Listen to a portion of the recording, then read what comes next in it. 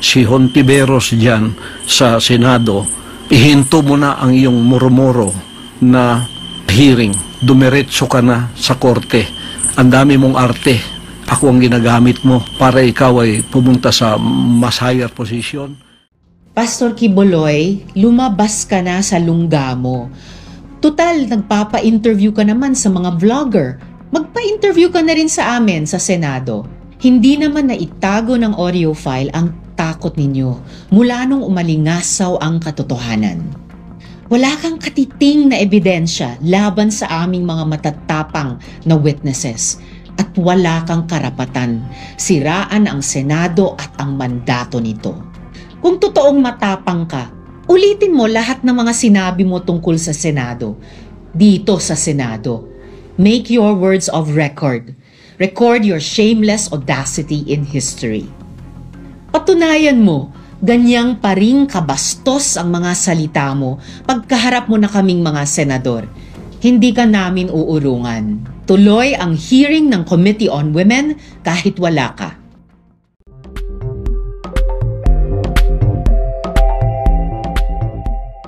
Inaabangan ng Department of Justice ang panibagong warrant of arrest laban sa pinuno at founder ng Kingdom of Jesus Christ na si Pastor Apollo Quiboloy para sa hiwalay na kaso ng qualified human trafficking.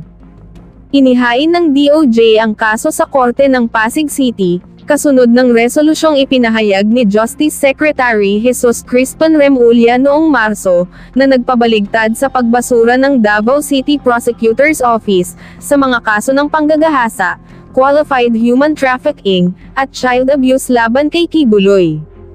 Samantala, sa kabilang banda, nagsimula ng magsagawa ang mga awtoridad ng raid sa mga ari-arian na pagmamay-ari ni Apollo Quiboloy, habang ipinapatupad nila ang utos ng pag-aresto laban sa kanya, ayon kay Chief Police Brigadier General Alden Delvo. Nasa Davao City na rin umano ang mga tauhan ng Senate Sergeant at Arms, para arestuhin si Pastor Apollo Quiboloy. Handa raw sila kung sakaling magkagulo sa pagdakip sa pastor. Attorney, ito yung laging tanong ng kababayan natin. Di ba itong kaso ni Pastor Quiboloy ay 4 years ago na po ito.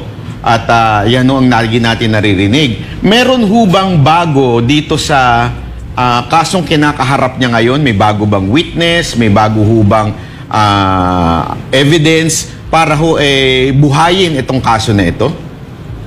Actually, wala po. Itong walang bagong evidence, walang bagong witnesses. Na-file ito noong December 18, 2019 po sa City Prosecutor of Davao City.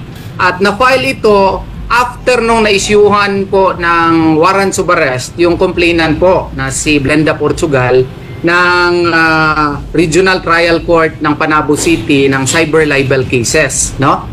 So, since December 18 of 2019, this was pending in the City Prosecutor's Office, and then na-dismiss po yung 4 counts na criminal cases na i-file niya. Kailan na-dismiss ito? Noon pang June 29 of 2020. Nag-file po sila ng motion for reconsideration, and then we defended Pastor kasi hindi talaga totoo itong mga parating niya sa kay Pastor, no? At na-dismiss, na-deny naman yun noong November 23, 2020. Tapos umakyat siya sa Department of Justice via petition for review. Mali-mali pa kasi yung procedural requirements hindi po nasunod. Wala man lang CD, yung mga material dates hindi na state, no? Noong January 4 of 2021. So, for more than 3 years po, pending po ito sa DOJ. Nag-follow up po tayo. Tapos sabi po ng ating magiting na DOJ Secretary that he will look into it, no? At na-resolve lamang ito nung kasagsagan na nung mga controversies against Pastor Apollo C. Quiboloy, especially yung sa Senado kay Senator Risa Hontiveros, hanggang sa lumabas na lang bigla yung kanyang resolution March 3 of 2024, no? And then we filed right away a motion for reconsideration last March 11 of 2024 po. So yun po ang nangyari. So, 2 beses po pala na-dismiss itong kaso na ito. At, walang bago. Walang bagong witness? Nag-create pa nga ng panel of prosecutors yung Davao City Prosecutor's Office. If my memory serves me right, 5 prosecutor ata yung nag-study ng kaso. And sila unanimous po na nagsabi na walang basihanan yung complaint na rape, qualified trafficking, other forms of sexual abuse, physical injuries against Pastor Apollo C. Kibuloy and 4 other respondents po. So na-dismiss po yun. Walang bagong witness, walang bagong evidences. Attorney, si Coach Oli po ito. So sa makatuwid, ito ay politically motivated at harassment? Matatawag po ba natin ganun? We cannot help but also conclude, no, na that there may be a political play here because the resolution was also issued at that time when the political heat against Pastor Apollo C. Kibuloy was already in its crescendo. So, yung timing po ng pag-issue ng resolution really will ring a bell that there is a political play behind the issuance of the resolution. Of course, our good secretary may deny that, pero yun lang po ang feeling ko personally at saka nung mga respondents po. Boss Dada po, nung kami po ay nasa Davao at kami nakikipag-usap kay Pastor Apollo Kibuloy, nabanggit po niya na nakausap na rin daw po niya ang ating Department of Justice Secretary na si Secretary Boying Rimulya tungkol dito, and nabanggit yata noon na dismissible po talaga itong kaso na ito. Bakit hindi po ba kayo nagulat na biglang nabuhay po ito sa kabila nung kanilang unang pangako or unang statement na dismissible ito? First, yung sa pag-usap ni DOJ Secretary Rimulya at saka ni Pastor Kibuloy, wala ako doon. Sila lang ata doon kasi nasa law school naman ako, dean ako ng law school. Pero yung aspect sa pagkagulat, gulat na gulat talaga ako. But noon pa man, nasabi ko na kay Pastor na, boss, Pastor, baka gamitin ito sa politika. Oo. Aba, nangyari nga. So, kasi noon pa, nung February, March, April 2021, 2022, hindi naman kami po natutulog kasi kaso ni Pastor ito and we respect him so much. So, we really tried our best na ma-deny yung petition for review. And I must admit that I also followed it up, no? Kasi nag-file kami ng motion for early resolution and the good secretary told us that he will look into it. So ako personally, no? So he will look into it, and yun na nga lang yung naging kasagsagan ng Pebrero,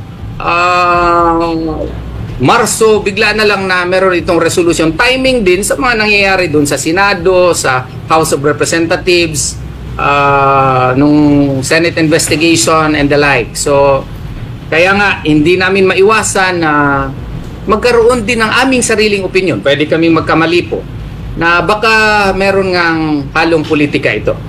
Attorney, kanino kayang pakanayan? Itong Yan, I harassment cannot na yan. speculate, no?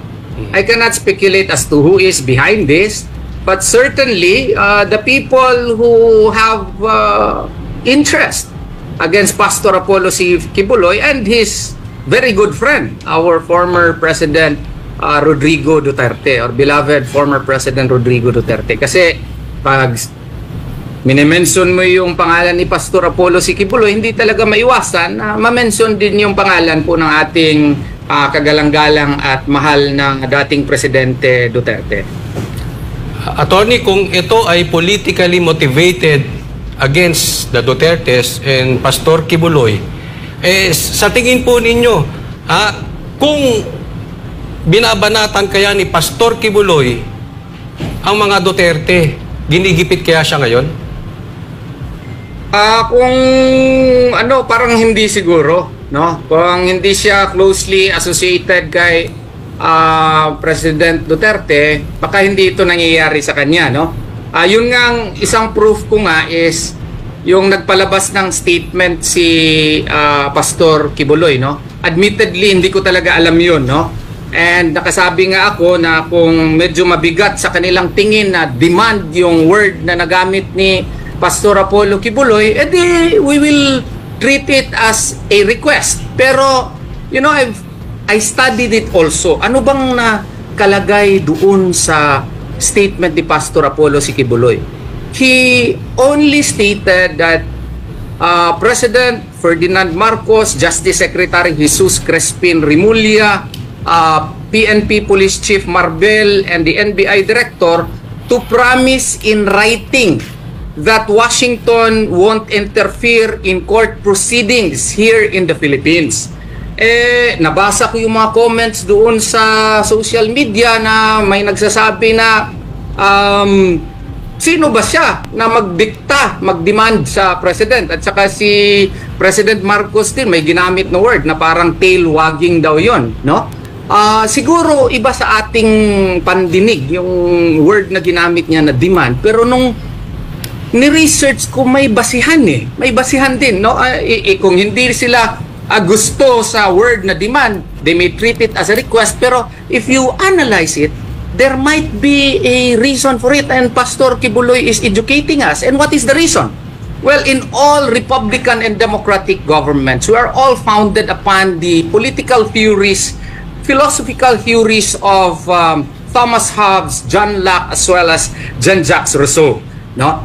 Social contract theory, in essence, simply states that people does not want to live in the law of nature anymore, and they want to graduate from that, and that they want to surrender some of their rights to this group of people called government, and in return, the government should protect their people of their basic rights. Now, that is the foundation upon which the United States of America was founded upon. That is the foundation, likewise, that we copied from the United States of America.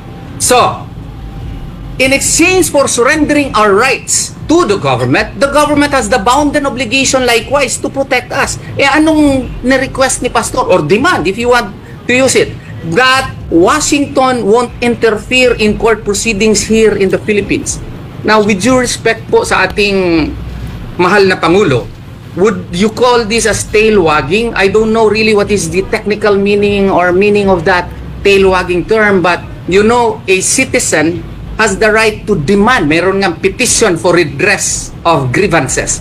Ito, ang dinemand lang naman niya na yung foreign government hindi dapat mag-interfere sa court proceedings dito sa Pilipinas. Tama ba yun? Tama yun.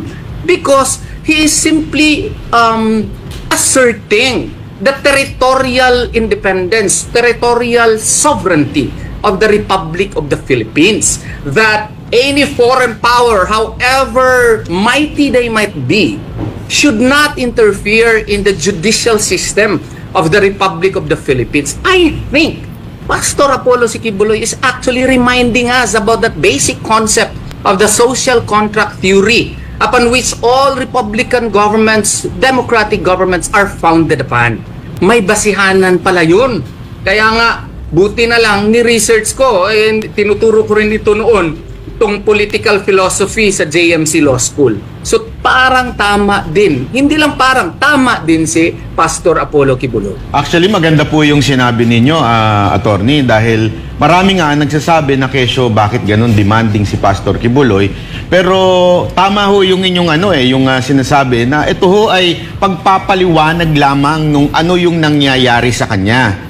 Pero ang tanong ho dito, kayo ho ba sa inyong personal knowledge, di ba yung extrajudicial rendition na sinasabi ho ni Pastor Kibuloy, yan ho ba ay makatotohanan o yan ho ay isang parang kathang-isip lamang ni Pastor Kibuloy? Meron ho ba kayong alam tungkol ho dito sa extrajudicial rendition na ito? Naku po, tinuturo ko po yan sa international law ng aming law school po na gi-found ni Pastor Apollo Kibuloy.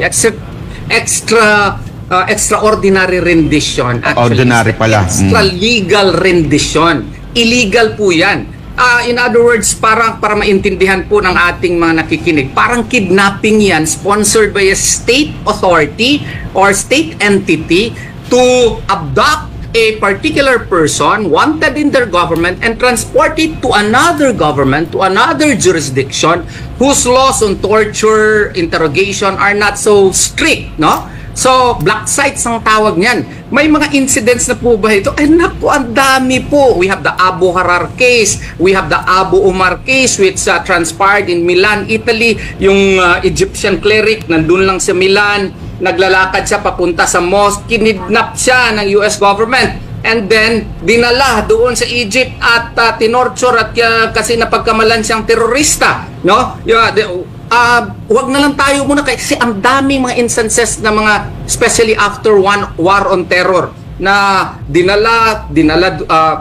kinidnap, dinala doon sa Guantanamo Bay or kinuha from Europe, sa Poland nga, for instance. Meron ding isang cleric doon na dinakip lang, no? Naglalakad, dinakip at dinala sa isang black sites doon sa Egypt. And Poland was even charged before the European human rights courts. And Poland was ordered to pay damages, no, to the family of the persons who were abducted. Pero wag na yan kasi mga war on terror men. Was there been instance that it has been exercised here in the Philippines? Yes. Si Michael Mering, nung panahon ng 2002 or 2005 ba yun, who was involved in a bombing incident here in Evergreen Hotel in Davao City. This was during the time of the mayorship of our beloved former President Rodrigo Duterte.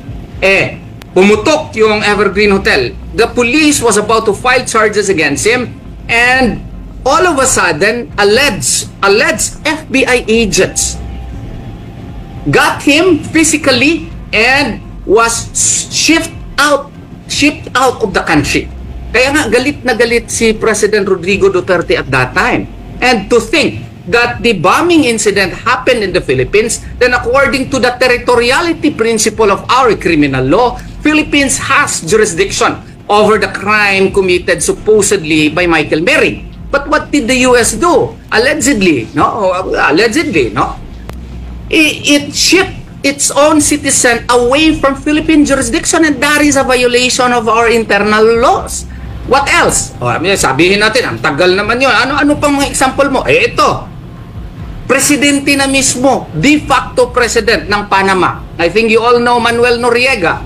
He was once a friend of the United States government, but then he got allegedly involved in drugs. So the United States of America decided to invade Panama and swoop down, arrest Manuel Noriega right there in the territory of Panama and brought to the United States of America and was tried there. Grabe na example yung presidente pa nga kinuha ng United States of America, de facto president siya nung time na yun sa Panama at dinala sa United States of America. How much more si Pastor? No, kung nakaya ng United States of America ang pag-abduct ng de facto president, all-powerful president of Panama during that time because he was dubbed as a dictator of Panama at that time. His word was the law. How much more si Pastor? So yun, there is really legitimate and reasonable grounds to believe that Pastor's fears are not unfounded. Kaya nga, ang request lang naman niya is, baka naman pwede, Mr. President, na i-assure mo ako. Meron lang written affirmation na hindi mo ako dalahin sa Amerika or that United States of America will not interfere in the court proceedings here in the country. Is that unreasonable? I don't think so. Let's have an open mind about this, and I think the request of Pastor Apollo Sigibolon is not unreasonable. Pero attorney, ang tanong kasi ng iba dyan, yung mga ginaganyan, mga may interest ng Amerika. Kaya ho sila kinukuha. Ano ho ba ang interest ng Amerika pagdating ho kay Pastor Kibuloy sa tingin ninyo? Ay, malaki ang interest ng Amerika kay Pastor Apollo Sigibuloy kasi finailan din siya ng mga unfounded charges doon sa Amerika. If you note, yung nangyari sa Hawaii, I was the one who went to Hawaii together with my wife. We went there. And we even, by the grace of Allah subhanahu wa ta'ala, we were able to get the plane, which was supposedly seized by US authorities during that time. But the cases were actually filed. And then, may incident din dun sa Van Nuys, California. Alam ko rin yun. And it is pending now in the United States of America. The cases, some of which have foundations doon din sa mga testimonies ni Blenda Portugal and other erstwhile members of the church. So, malaki ang interest ng United States of America kay Pastor Apollo C. Quiboloy. So really, his fears are not unfounded. And if we keep an open mind, hindi lang sana tayo close-minded ba na judge kaagad against Pastor Apollo C. Quiboloy. Meron ngang kasabihan yung immortal cry of Themistocles to Eurybiades na nagsa-strike but hear me first. Pakinggan nyo ang aming mga rason kung bakit. At makikita mo na may basihanan po. Attorney, meron nagsabi dito yung bang ginawa kay Marcos Sr. na dinala sa Hawaii, na supposedly paway lang yun, yun ay kinikwento naman nila. Yun ho ba, isang halimbawa din ng rendition na yan, yung extraordinary rendition na yan? It may be considered as akin to extraordinary rendition. Pero yun naman, parang case of, misinterpretation nata yung nangyari doon. But it was really a case of extraordinary rendition din. Kasi ang request ng Marcos family during that time was to bring them to Hawaii. Pero all of a sudden, nangyari nang dumating na lang sila sa Hawaii. Siguro may, miscommunication sa kanila. But the fact remains was that they were taken to Hawaii at first against their own will. And that may be considered as akin to extraordinary rendition. Yan. So, attorney, dahil sa mga ganitong nangyayari na to, ano ba ang posibleng inaantay ho ni Pastor Quiboloy para siya ho ay humarap? Nag-aantay ba siya ng written na parang execute ng parang pangako ng Pangulo na hindi siya ibibigay sa Amerika? Ano ho bang inaantay niya para ho siya isumuko? Right now, kami namang mga abogado, naghahanap kami ng mga paraan para mapakita na walang kasalanan si Pastor Apollo C. Quiboloy, kasi deep in my heart, I am truly convinced of his innocence. I handled this case since 2019 until today, no? And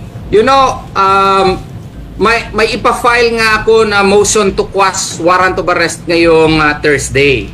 Ang theory ko dito is violation of the right of accused Pastor Apollo C. Quiboloy and his co-accused to speedy disposition of cases. Under the law, the first case na decide ng Supreme Court nito is People versus yung Tatad versus Sandigan Bayan.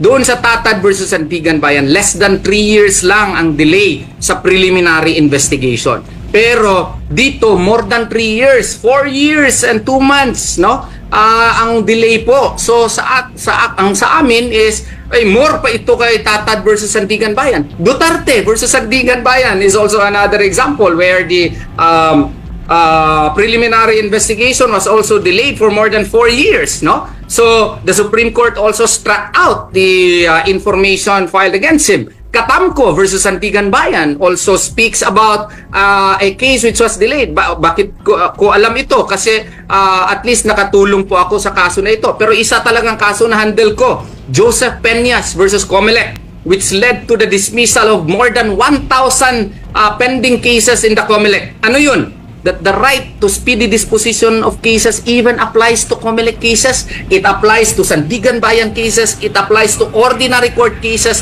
just like what is now happening in the Pastor Apollo C. Quiboloy's case. So therefore, this right is a bounden right that must be respected by our courts, and if we assert this right, the court hopefully would not have any other recourse except to quash the warrant of arrest. Why? Because the violation of the right to speedy disposition of cases on the part of Pastor Apollo C. Quiboloy renders the resolution against him void, and therefore when the resolution of indictment was issued and the information was filed, it therefore renders also the information as void, and the warrant of arrest, consequent warrant of arrest that was issued, was likewise void. Through the motion to quash that we will file, we will show to the court that because of violation of his right to speedy disposition of cases, then the information does not stand the warrant of arrest, therefore, is likewise void. Yan, naku, napaka ganda naman nung inyong sinabi niya. Kasi balita ko, nirecommend po yan ni Senator Tolentino, tama po ba? Ngayon, Yes ito po, nirecommend niya. Tapos, inastadihan ko, hinanapan ko ng ground, nirecommend niya, tapos, ni-research ko, hinanapan ko ng ground, ko, tumpak, ito ang ating i-ground dito. So, dapat magbayad din ako siguro ng partial attorney's fees doon kay Senator Tolentino. Pakisabi sa kanya, salamat po. Nako, sigurado nanonood po yun ngayon. Pero ito po, yung in connection dyan, kasi may bagong mga demands or request, ito si Pastor Apollo Kibuloy.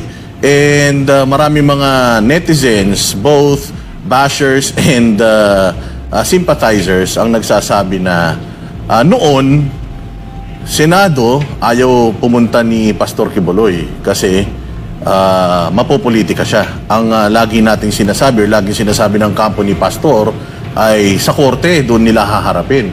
So ngayon, nasa korte na daw. So bakit biglang nagkaroon na naman ng mga panibagong demands or request itong ating butihing pastor? Actually, just to set this record straight, accused si Pastor Apollo C. Kibuloy is now an accused who is ready, able, and willing to face these charges. But he is also an accused who is entitled to his rights under the law. And one of his rights is to question the finding of probable cause against him. And as a matter of fact, we availed of that right. So therefore, you should not fault him if he avails of his right. Kinwestiyon namin via motion for reconsideration at saka ngayon, pagpa-file din kami ng motion to quash warrant of arrest. Hindi naman po pwede na hindi natin i-avail lahat ng rights natin. At saka more importantly, meron kasing kaibahan din dito. Ang kaibahan dito, ang legal complication nga, na meron din ang United States of America is interesado din sa kanya. So, unlike other accused na dito lang sa Pilipinas na may kaso, meron din kasi siyang mga trumped up cases in the United States of America. He has legitimate fears that he might be subjected to extraordinary rendition. So, that's why he requested merely the Philippine authorities led by our president that there should be a promise in writing that Washington won't interfere in court proceedings here in Manila. So, yan. Pag meron na yan, then I will advise Pastor Apollo C. Kibuloy na perhaps yan na. Pero, after exhaustion of all his legal remedies, malay mo, sir, baka mag-grant yung motion to quash natin. Kasi i-argue ko talaga yan with all sincerity and with all passion in court. So, if the motion to quash will be granted, di wala na palang kaso against Pastor. Bakit pa siya mag-surrender? No? Iba kasi yung iba kasi ang nangyayari dito. May question pa kung valid ba yung charge against him. Kasi kung hindi valid yung charge against him, there is no necessity on his part to surrender. Attorney, balikan ko lang ng konti yung pagdating ho dun sa kaso niya sa Amerika. Di ba may reward money ho dun na parang in-offer ng FBI? Tama po ba ako? May reward money? Ayan, I cannot confirm exactly kasi ang nag-handle talaga niyan, assisting lang ako dyan Ang nag-handle niyan yung mga US lawyers natin. Kasi may nilabas po na-hire. Opo. May nilabas po kasi na meme na merong parang reward. Ang tanong ko ito yung bang gobyerno natin pwede ho bang tumanggap ng reward kung sakaling sila ang magbigay? Alimbawa, although it's not legally na gagawin nila, pero yung mag-tip lang sila na ito si Pastor, makukuha na namin, ilalagay namin dito. Pwede ho ba yun? Possible ho ba yun? Sir, naalala mo yung SAF 44? Ako, patay tayo dyan. Aha. Yun, sir. Oo. So, yun po ang sagot dun, sir. Kaya nga nagkaletsi-letsi ang buhay natin noon sa dating presidente dahil dun sa SAF 44. Oo. Di ba? May award yun. Oo. So, kaya nga wala na masyadong coordination, no? Ang nag-handle din nung kaso na yun, yung ating magiting na kasamang abogado, si Attorney Topacio. Oo. Dahil nga doon sa malaking reward na yun, wala na masyadong coordination, namatay yung ating mga kaibigang mga pulis. So, posible ho talaga. To answer your question, that is a great probability, and if that is legally possible, that is legally possible likewise. So, posible ho pala may senador, na gustong magkaroon ng pondo para sa susunod na eleksyon. Sige, ako nang bahala. Dadaling ko yan dito sa Senado. Bahala na kayo pagdating dito. Or posible ho pala yun, yung sinasabi nyo, attorney. Well, as to possibility, it is within the realm of possibility. No, it is within the realm of possibility, and that is why we should also put ourselves in the shoes of Pastor Apollo C. Quiboloy. Does he have reasonable grounds to believe that he will be subjected to extraordinary rendition? If indeed it is true na merong award yung US government, mas malaki talaga ang dahilan bakit ganun din yung nasabi po ni Pastor Apollo C. Quiboloy. Hindi na lang natin sabihin na demand yun kasi iba sa paninig. O ilagay na lang natin na request. Even if may basihanan pala yung demand, may basihanan under the social contract theory. Attorney, may kutsyabahan po ba? Kasi sabi nyo, interesado ang US kay Pastor. Tapos politically motivated dito naman sa Pilipinas. So pareha sila may interest Nangyayari na po ba ngayon? May kuntsabahan na po bang nangyayari? Well, I cannot state with certainty kung may kuntsabahan po. Ang masabi ko lang, grabe yung timing. Oo. Grabe yung timing na yung United States of Government nag-issue ng most wanted list against kay Pastor Apollo C. Quiboloy and has been asserting to declaring that he should be tried in the United States of America, and then parang timing din, parang orchestra ba? Parang orchestra na yung Senate investigation po ni Senator Hontiveros, nangyari din. Tapos yung House of Representatives, nangyari din, no? Hindi namin maiwasan na mag-isip na, parang orchestra ito Yung orchestra po, meron po siyang maestro, di ba? Na tadadadang, yun po ang masyadong mataas. Pwede kami magkamali. Pero parang orchestra po. Yung coincidence masyadong mataas. Yung tsamba. Opo. So, attorney, marami yung nagsasabi dito na nagpapasalamat sa inyo sa pagtatanggol ninyo kay Pastor Quiboloy. At sabi nga nila, napakagaling daw niyo magpaliwanag. Bago tayo magtapos, may mensahe po ba kayo sa mga supporter ni Pastor Quiboloy at sa mga bashers na rin po, sa mga nag-o-oppose at kung ano-anong sinasabi ho kay Pastor Quiboloy? Ang una ko pong mensahe po sa ating mga supporters, huwag lang po tayong mawala ng pag-asa. So long as the sun rises in the east, there is always hope for justice to our beloved Pastor Apollo C. Quiboloy. As they say, for every difficulty there is ease. No, I am invoking one of the verses in the Quran. Me being a Muslim, I would like to greet also my Muslim brothers. Assalamualaikum warahmatullahi wabarakatuh, and happy Eid po sa ating lahat para bukas po. Doon naman sa mga bashers, I know that you also have your own contra opinions against us, but I do hope and pray that it will also come into your mind that I have the right to defend my client, and in order for us to have an intelligent discourse, so to speak, please also hear our side. No? Before you judge us, before you strike nga, hear us first. Tingnan ninyo kung bakit nasabi ko po na I believe in my heart in the innocence of Pastor Apollo C. Quiboloy. Tingnan ninyo yung aming mga rason at hindi ko lang i-explain at length bakit believe ako na walang kasalanan si Pastor. Pero mag-research po kayo. Tingnan nyo yung aming mga pleadings at sigurado ako that you will be enlightened, and at the end of the day, you will realize that it is not good to judge outrightly the guilt or innocence of a man. Please be open-minded, because one day, Di mo alam. Baka ikaw na naman ang unjustly accused.